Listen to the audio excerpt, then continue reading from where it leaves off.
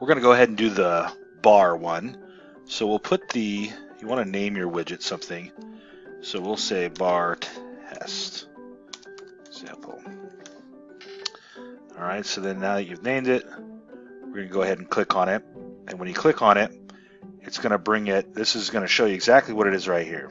It's fairly, so initial state, submitted state, opt-in status, and setup, okay? So what you want to do is, the first thing is you want to name it up here. And what's going to happen is and I'll show you an example of when you scroll down on a website, and here's an example of it. This is my website right here. So as you're kind of scrolling down, you'll see right here, it says, if you'd like to message me, Blitz Talk, and then send to Messenger, and you can simply just click on that, and then it'll take it to the to my page, and they can start interacting with me. So it's just scrolling down, and then bam, there it is. It shows up. So this is the part where it said you can say whatever you want.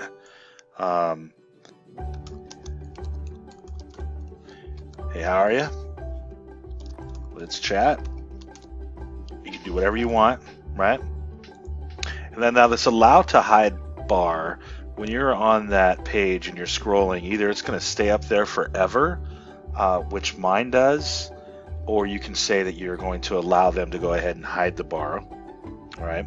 And then with this one here, you can either say that you want it to, go on this checkbox, send to Messenger, or you can just have it like that. You can change the colors if you want, whatever's going to fit your website or be opposite of that. And then the headline too, you can change the colors of that as well. Button, you got white or not. And then when does it display? You can either do by, percentage that scrolled, immediately. Exit intent means if they start to go up top, to go ahead and click out, that it'll pop up there. Or when scrolling to an element with a target ID or seconds have passed. So show widgets to the same user again after. You could always show them or only after hour or never. And I can't really tell you at this point why in your business and your website it may make sense that you would want to not show it again. Maybe it's one of those things where people can, people can enter in once a day to a contest, and it's only once a day that they can, or once every 3 days.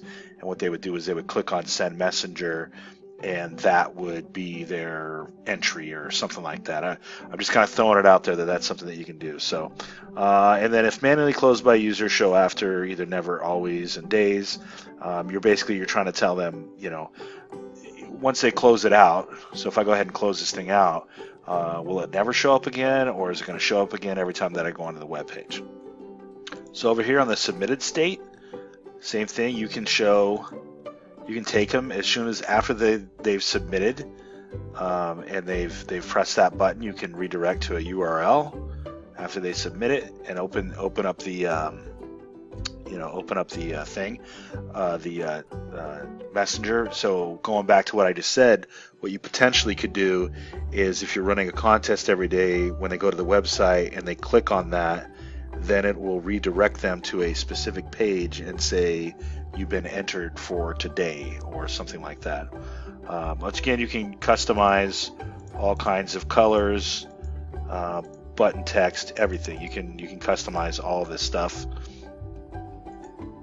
And then opt-in actions.